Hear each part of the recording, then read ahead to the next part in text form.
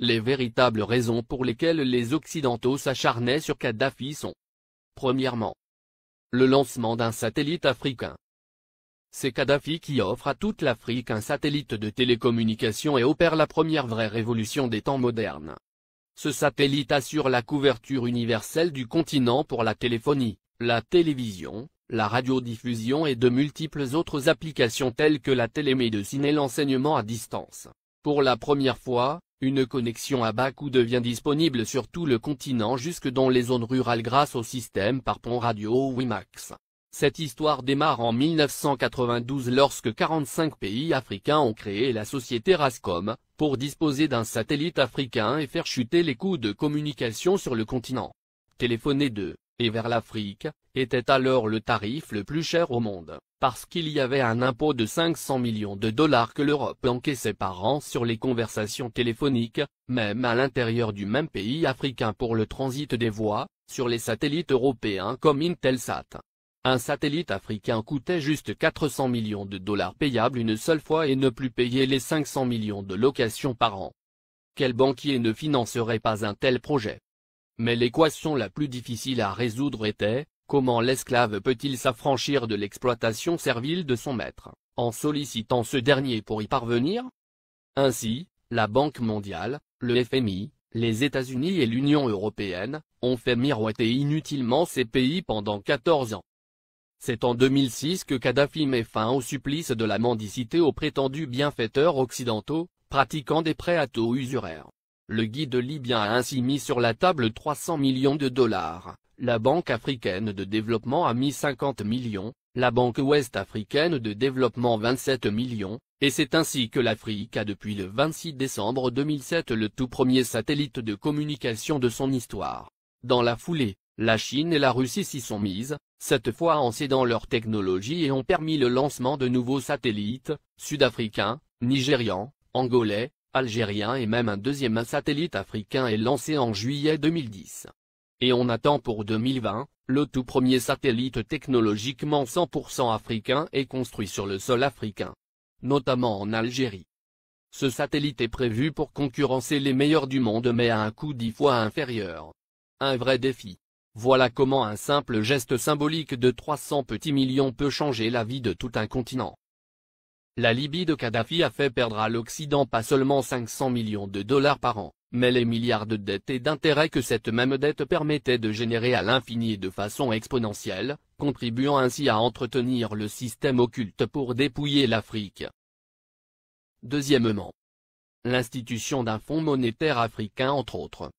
Les 32 milliards de dollars saisis par M. Obama appartiennent à la Banque centrale libyenne, et prévus pour la contribution libyenne à la finalisation de la Fédération africaine, à travers 3 projets phares.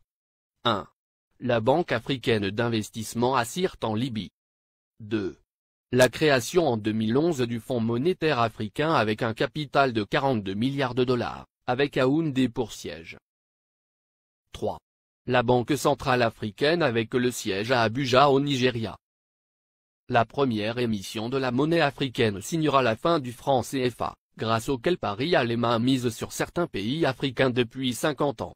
On comprend dès lors et encore une fois la rage de Paris contre Kadhafi.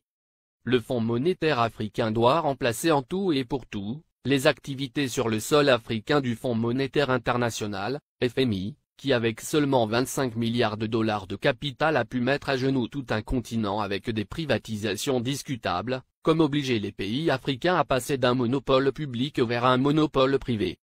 Ce sont les mêmes pays occidentaux qui ont frappé à la porte pour être aussi membres du Fonds monétaire africain, et c'est à l'unanimité que du 16 au 17 décembre 2010 à Yaoundé, que les Africains ont refusé cette convoitise, instituant que seuls les pays africains seront membres du Fonds monétaire africain.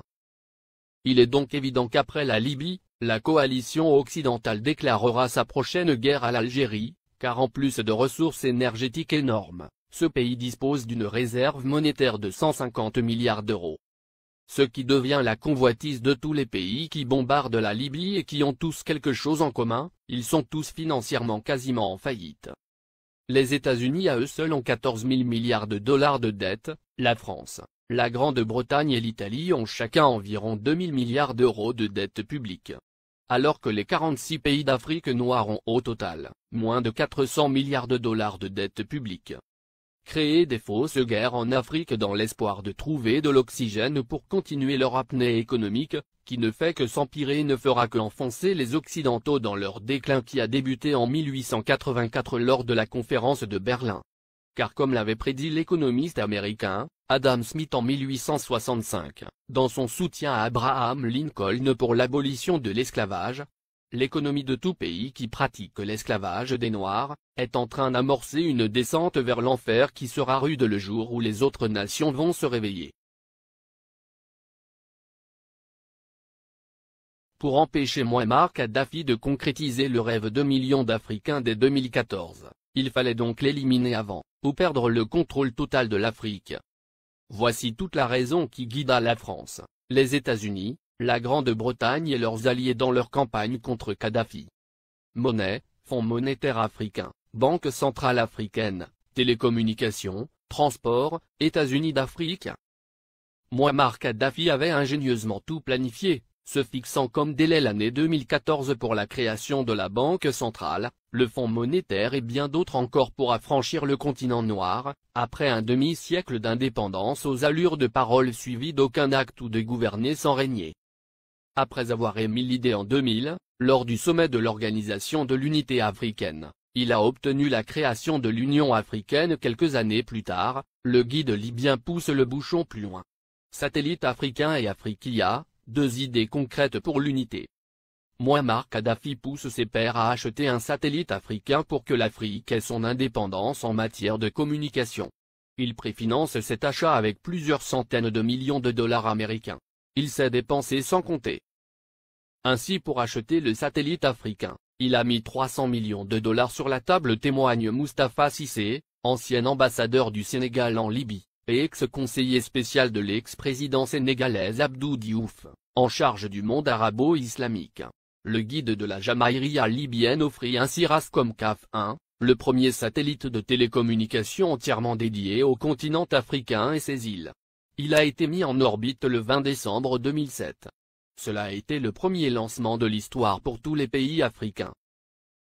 Kadhafi lance également la compagnie de transport aérien, Afriquia Airways, qui assure la liaison entre les capitales africaines et régions du continent.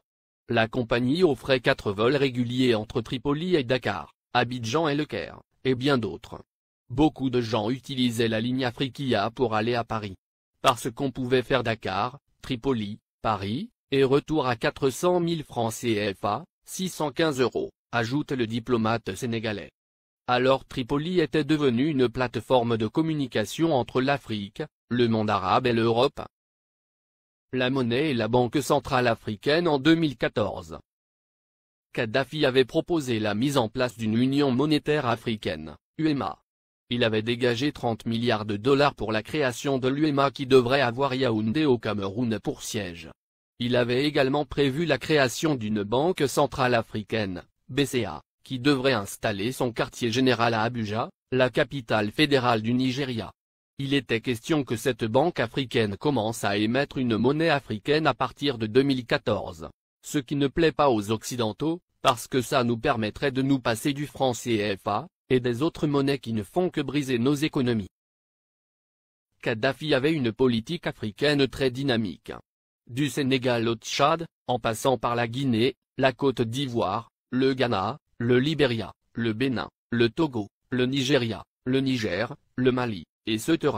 Le guide libyen a investi des milliards de dollars dans les secteurs agricoles, hydrocarbures, hôtellerie et tourisme, et dans l'équipement. Au Mali, le plus petit investissement libyen est chiffré à 50 milliards francs CFA dans l'industrie hôtelière. Ces investissements libyens dans l'hôtellerie sont estimés à plus de 50 milliards de francs CFA, a déclaré Oumar Bala Touré, directeur général de l'Office malien du tourisme. Plusieurs autres centaines de milliards ont été investis dans le secteur agricole. Pour les Maliens, Kadhafi est un homme qui s'est engagé pour la cause africaine. Le Conseil national de transition, CNT, est considéré au Mali comme un organe rebelle soutenu par la communauté internationale. Dès le début de la révolte à Benghazi, et l'entrée de l'aviation étrangère, des associations musulmanes et des partis politiques avaient organisé à Bamako des manifestations de soutien à Kadhafi, dénonçant une invasion occidentale. Le guide libyen a, par ailleurs, dégagé plusieurs milliards de dollars pour la création de banques sahélo-sahariennes au Sénégal, Mali, Niger, Mauritanie, Tchad, et Ceuta, et le rachat de plusieurs compagnies occidentales en Afrique pour réduire leur emprise sur les économies du continent. C'est par exemple le cas de Mobil Oil, du groupe américain, ExxonMobil, qui est devenu Oil Libya dans la majeure partie de la sous-région ouest africaine. La Guinée-Conakry doit sa toute première chaîne de télévision à Mouammar Kadhafi. Il le lui a offert au nom du peuple libyen comme présent au peuple frère de la Guinée en 1979. Il a également équipé l'armée guinéenne, de l'armement lourd aux uniformes des soldats pendant plusieurs décennies. Sans compter un appui financier gigantesque. La vie des Libyens de l'ère Kadhafi. 1.